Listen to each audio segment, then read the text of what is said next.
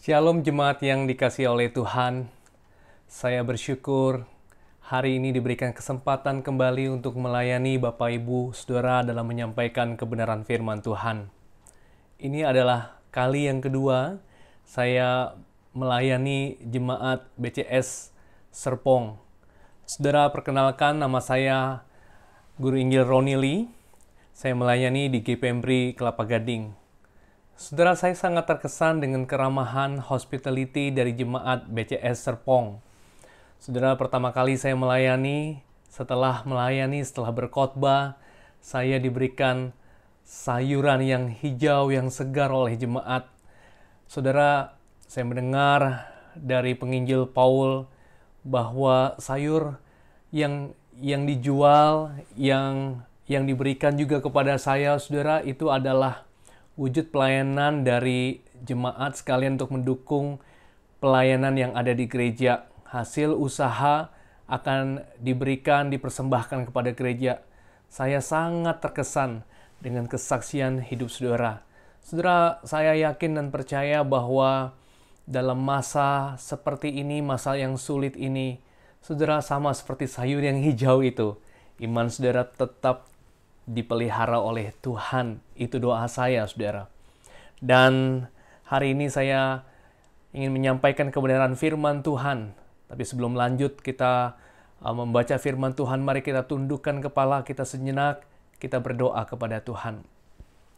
Bapa di sorga, biarlah kiranya hati kami yang sudah kami arahkan kepadamu ya Tuhan. Engkau yang menolong untuk dapat kami memahami kebenaran firman yang akan kami baca dan kami renungkan bersama. Urapi kami semua Tuhan, termasuk hamba-Mu yang menyampaikan kebenaran firman Tuhan, sehingga ia bisa menyampaikan apa yang Tuhan juga sudah sampaikan dalam masa-masa persiapan. Dan biarlah kiranya kami sama seperti Samuel kecil yang datang kepada Tuhan dan berkata, "Berfirmanlah Tuhan, karena kami dengan kerendahan hati mau mendengarkan Engkau bersabda kepada kami." Terpuji nama-Mu ya Bapa, di dalam dan melalui Yesus Kristus, Anak Allah yang hidup itu kami berdoa. Amin. Saudara, sebelum saya menjelaskan kebenaran firman Tuhan, saudara, mari kita membaca dari Ibrani pasal yang ke-11, ayat yang ke-23 sampai ayat yang ke-27. Saya bacakan untuk Bapak Ibu Saudara terkasih. Karena iman maka Musa setelah ia lahir disembunyikan selama 3 bulan oleh orang tuanya. Karena mereka melihat bahwa anak itu elok rupanya dan mereka tidak takut akan perintah raja. Ayat 24, karena iman maka Musa setelah dewasa menolak disebut anak putri Firaun, karena ia lebih suka menderita sengsara dengan umat Allah daripada untuk sementara menikmati kesenangan dari dosa. Ia menganggap penghinaan karena Kristus sebagai kekayaan yang lebih besar daripada semua harta Mesir, sebab pandangannya ia arahkan kepada upah. Karena iman maka ia telah meninggalkan Mesir dengan tidak takut akan murka raja. Ia bertahan sama seperti ia melihat apa yang tidak kelihatan. Saudara, ada sebuah video yang akan kita saksikan bersama.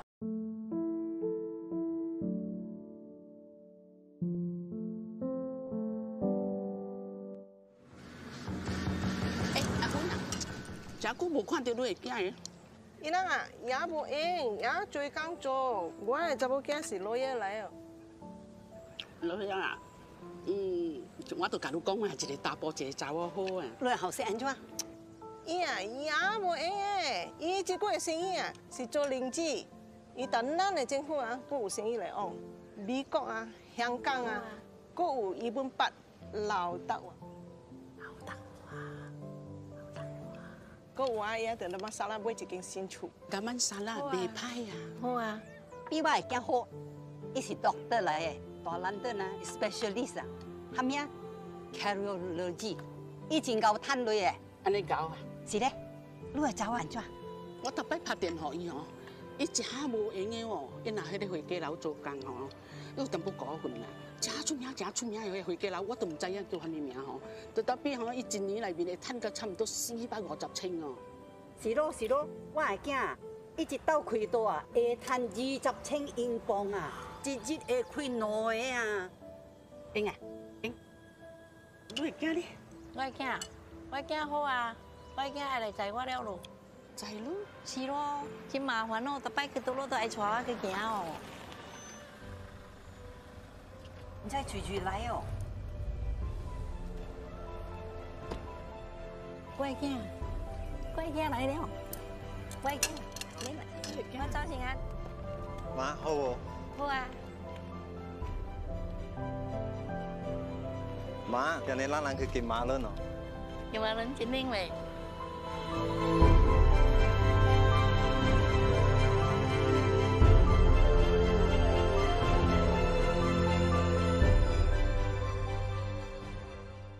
Orang yang bangga dengan prestasi anaknya, nilai utamanya adalah prestasinya. Prestasi mungkin segala-galanya. Kalau ada orang tua yang bangga dengan anaknya yang punya uang, mungkin tanpa ia sadari, uang atau karir adalah yang utama, saudara. Yang bangga dengan anak yang perhatian, nilai kekeluargaan ada nilai yang utama. Tetapi saudara, sewaktu saya melihat video ini dan mempersiapkan firman Tuhan, saya bertanya, saudara, kalau kekeluargaan menjadi nilai utama orang Kristen, bukankah orang yang beragama lain, orang yang tidak percaya Tuhan juga bisa punya nilai kekeluargaan? Lalu apa yang utama, apa yang menjadi nilai utama dalam kehidupan keluarga Kristen? Saudara, itulah yang akan kita pelajari hari ini bersama. Mari saya ajak Bapak Ibu untuk memperhatikan firman Tuhan yang sudah kita baca tadi. Saudara, kedua orang tua Musa, Amram dan Yokhebed, mengambil resiko yang besar dengan menyembunyikan anak mereka, bayi mereka selama 3 bulan. Saudara, pada waktu itu tentara Mesir atau Firaun sudah mengeluarkan sebuah perintah bahwa seluruh anak laki-laki, orang Israel, orang Ibrani harus dibunuh. Yang boleh hidup adalah anak perempuan. Saudara, 3 bulan menyembunyikan bayi di dalam rumah bukanlah sesuatu yang mudah, saudara. Karena bayi bisa kapan saja nangis. Itu berarti kapan saja ketika bayi itu nangis, bisa saja tentara Mesir itu akan masuk ke dalam rumah Amram dan Yokhebed dan menemukan bayi Musa itu di sana, saudara. Setiap saat nyawa mereka bisa terancam. Bukan hanya bayi Musa yang dibunuh, tapi Amram dan Yokhebed juga bisa dibunuh, saudara. Saudara, saya punya bayi yang berusia 2 bulan. Saudara, kapan saja anak itu bisa nangis, bukan? Dan waktu dia nangis, saya tidak bisa bilang kepada bayi saya bahwa, "Nak, sudah malam. Tenanglah, diamlah. Biarkan kami orang tuamu tidur." Tidak bisa, saudara. Anak bayi tidak bisa dikatakan seperti itu. Waktu dia nangis, ya dia nangis. Dan saudara, kalau ketahuan, habislah nyawa dari Amram dan Yokhebed. Saudara, tindakan yang mereka lakukan itu disimpulkan oleh penulis surat Ibrani sebagai tindakan iman. Saudara, bisa saja begini. Mereka menyimpan bayi itu karena mereka menyukai. Karena bayi mereka elok rupanya. Seperti itulah terjemahan di dalam teks bahasa Indonesia. Tetapi saudara, di dalam terjemahan yang lain, misalnya dalam New Living Translation, saya bacakan buat Bapak Ibu Saudara, dikatakan, "It was by faith that Moses' parents hid him for 3 months when he was born." Jadi yang pertama sekali dikedepankan penulis Ibrani bukanlah elok rupanya, tetapi menyembunyikan Musa adalah sebuah tindakan iman dari Amram dan Yokhebed. Saya lanjutkan. They saw that God had given them an unusual child and they were not afraid to disobey the king's command. Saudara, jelas saudara di dalam bagian ini diterjemahkan kata yang diterjemahkan elok rupanya di dalam New Living Translation dikatakan, an unusual child. Anak yang tidak biasa, ya, bukan anak biasa. Saudara, tidak dijelaskan bayi Musa ini bayi yang tidak biasa seperti apa. Tetapi mereka sepertinya melihat sebuah tanda-tanda bahwa bayi ini istimewa, ini spesial, tidak biasa, saudara. Dan di dalam pergumulan itulah kemudian, di dalam pergumulan imannya, mereka menjaga, memelihara, dan membiarkan anak ini untuk hidup dan mempertaruhkan nyawa mereka supaya anak bayi ini, bayi Musa ini bisa hidup, saudara. Ketika mereka tidak bisa lagi menyembunyikan bayi itu lebih lama, saudara, mereka kemudian mengambil sebuah keranjang. Mereka menutup celah-celah itu dengan ter gala-gala, dikatakan dalam teks seperti itu, saudara. Lalu mungkin mereka meletakkan kain di dalamnya supaya bayi Musa itu bisa nyaman di dalamnya. Lalu, saudara, mereka mengambil keranjang itu dan meletakkannya di sungai Nil. Ada orang yang berkata bahwa waktu ditaruh itu dihanyutkan begitu. Sebenarnya tidak, saudara. Bayi Musa itu ditaruh dari tempat tidak jauh sebenarnya dari tempat orang Mesir mandi. Dan mungkin lebih tepat tempat bangsawan atau putri untuk dapat mandi. Dan memang di sana kemudian putri Firaun itu mandi, saudara. Bisa saja Amran, Yokebed sudah mensurvei tempat itu. Tetapi mungkin mereka tidak tahu, saudara, apakah ketika bayi itu ditemukan oleh orang Mesir atau oleh putri Firaun, kemudian bayi itu akan mereka angkat sebagai anak. Bisa jadi, saudara, bayi Musa itu kemudian justru dibunuh.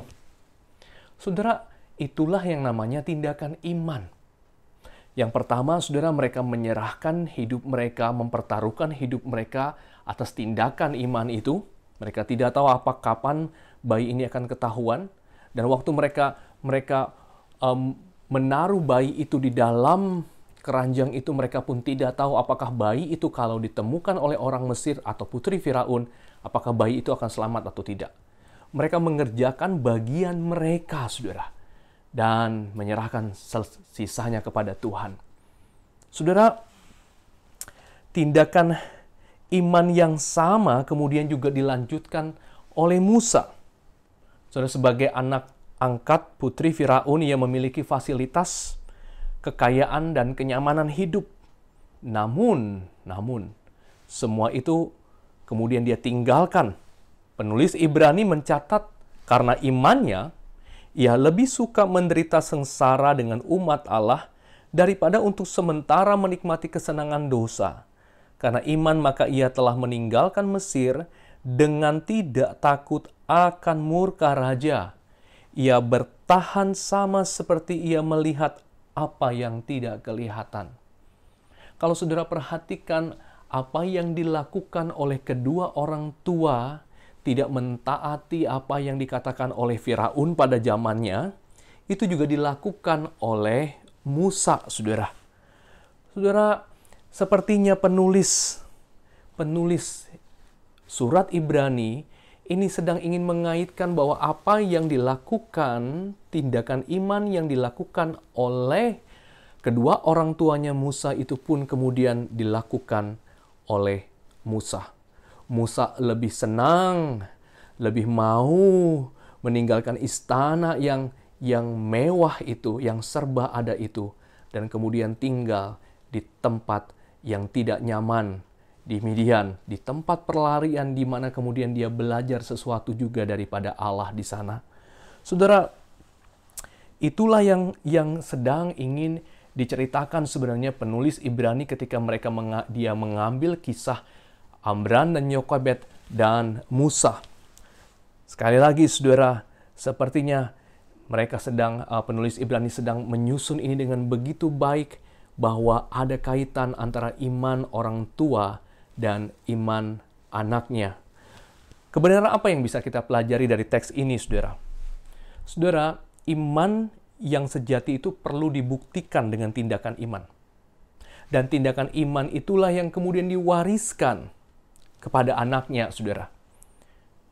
Saya yakin sebagai orang yang percaya, kita setuju bahwa Kita orang percaya harus mewariskan iman kepada anak-anak. Tetapi bagian ini sedang mengajarkan kita iman seperti apa yang diwariskan, saudara. Yakobus menjelaskan bahwa iman itu seharusnya adalah iman yang hidup. Kalau iman hanya dimengerti sebagai bahwa kita percaya bahwa ada satu Allah, penulis surat Yakobus berkata bahwa iblis pun percaya. Saudara, bukan seperti itu iman yang kita wariskan kepada generasi penerus kita, saudara. Tetapi yang harus diwariskan adalah tindakan iman, atau dengan kata lain, iman yang melahirkan perbuatan iman itu. Lalu mungkin Bapak Ibu Saudara bertanya, tapi bagaimana wujudnya sehari-hari saya bisa kemudian mewariskan iman yang saya miliki itu kepada anak-anak saya? Saudara, bagi saya, ini sama seperti mengajarkan banyak hal lain kepada anak-anak. Ambil contoh misalnya, saudara, saya ingin mengajarkan anak saya untuk menyukai buku, saudara. Saya ingin satu hari nanti anak saya besar, dia adalah seorang yang sangat menikmati membaca buku. Saudara, maka apa yang saya harus lakukan untuk anak-anak? Untuk anak saya ini.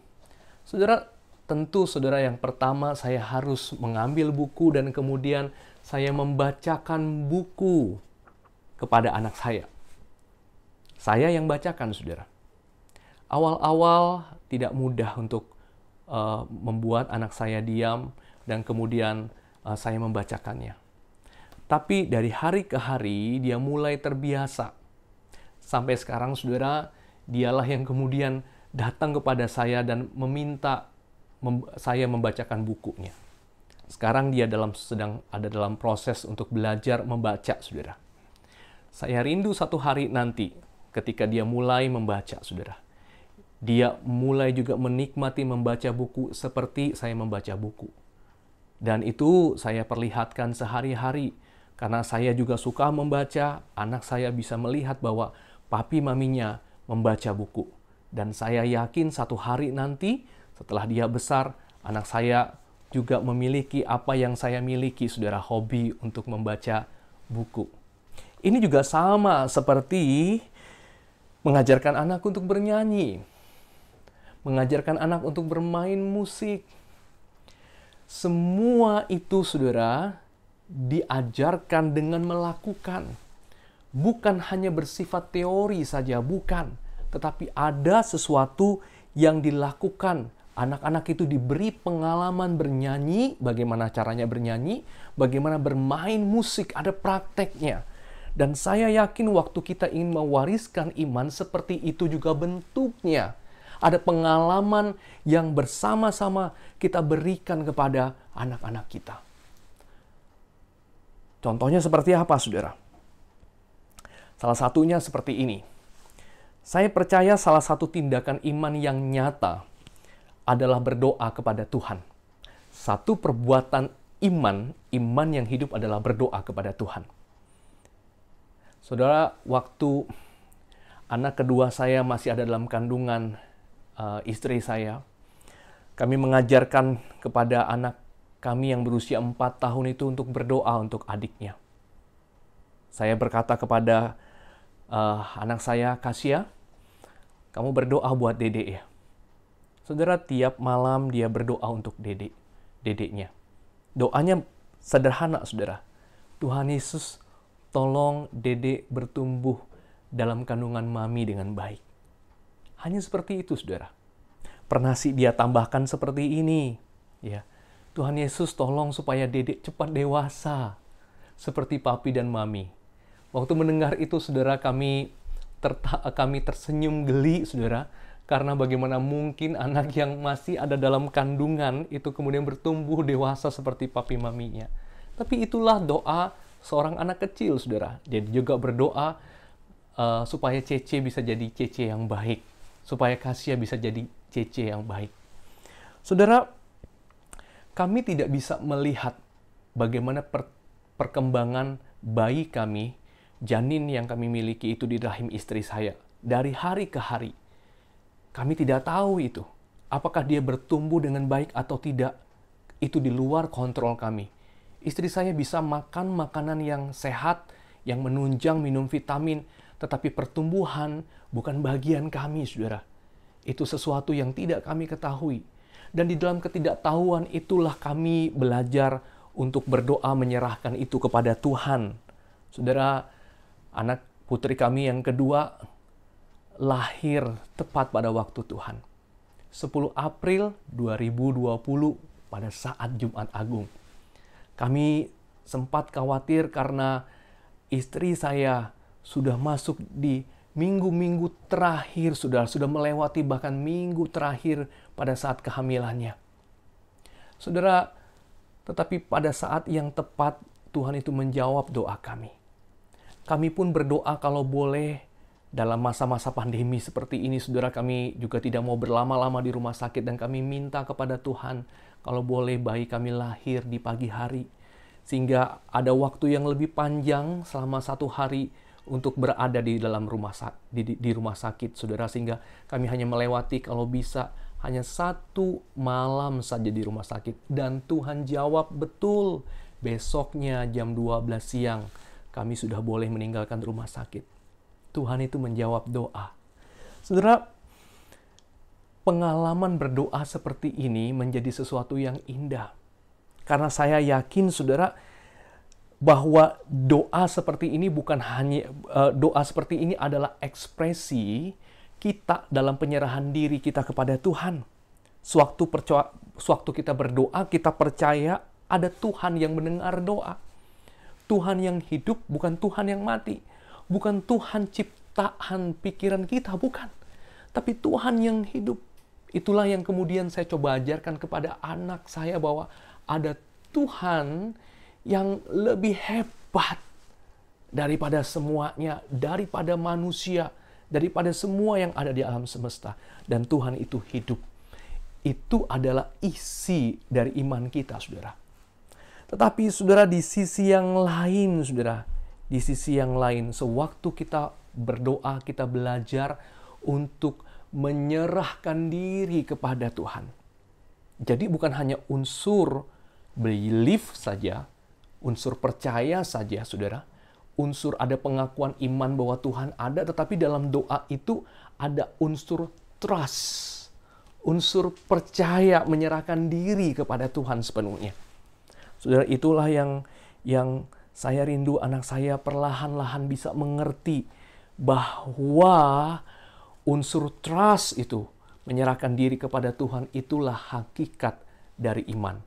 Penulis Ibrani berkata, iman seperti inilah yang berkenan kepada Tuhan.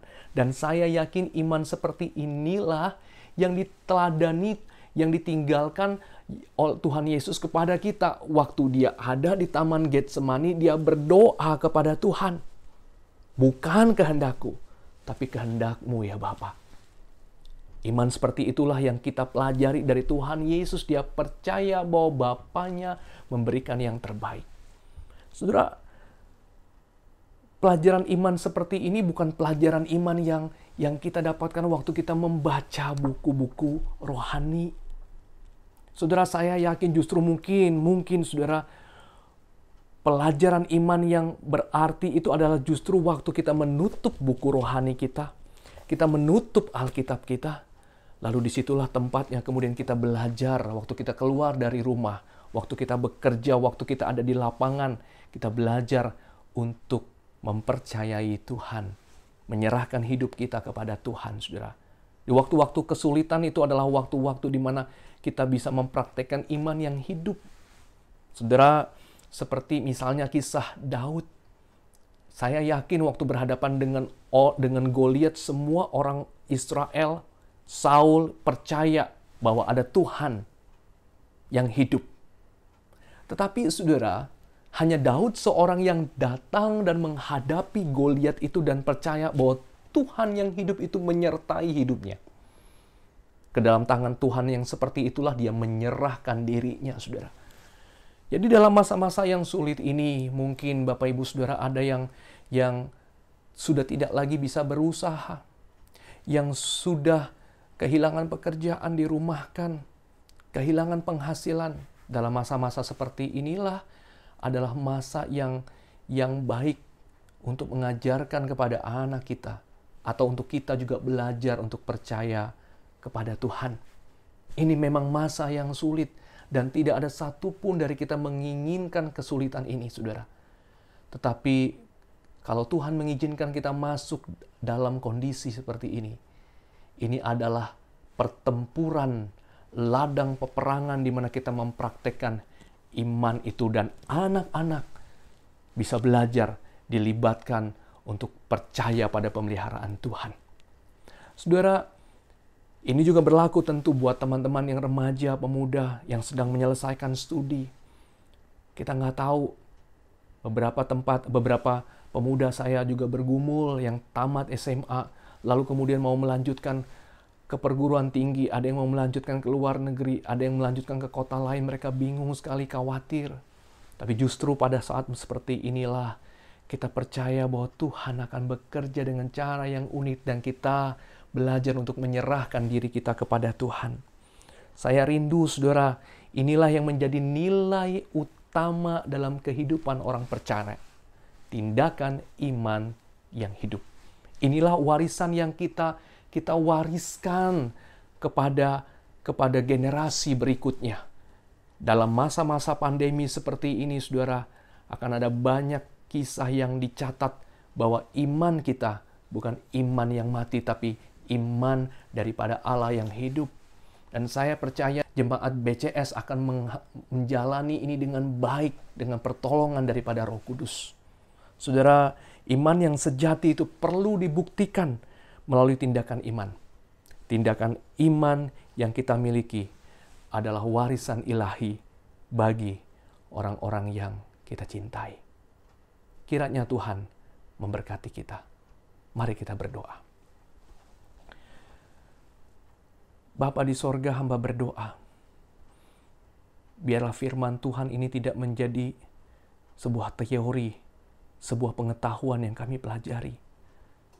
Tapi biarlah firman Tuhan yang kami pelajari ini menjadi rema dalam hati kami dan kami lakukan dalam hidup kami, Bapa. Sehingga semakin hari Engkau mendapati kami, Bapa, seperti anak-Mu yang tunggal itu. Kami hidup serupa dengan Kristus. Belajar menghidupi iman yang hidup. Hamba berdoa untuk jemaat BCS Serpong, berkati ya Tuhan. Tolong jemaat satu persatu dalam kesulitan mereka. Berkati hamba-hamba-Mu yang melayani untuk evangelis Joko Paul dan juga evangelis Daniel. Tuhan urapi kedua hamba-Mu ini. Biarlah kiranya jemaat bisa belajar dari kedua hamba-Mu juga bagaimana caranya beriman kepada Tuhan, menghidupi iman yang hidup dalam masa-masa yang sulit ini. Dan biarlah kiranya seluruh jemaat setelah masa pandemi ini berakhir, kami dapat menyaksikan sekali lagi pengalaman-pengalaman iman yang kami alami bersama-sama dengan Tuhan. Terima kasih Bapa. Dalam nama Tuhan Yesus kami berdoa. Amin. Mari Bapak Ibu kita boleh bangkit berdiri, kita mau menaikkan doksologi.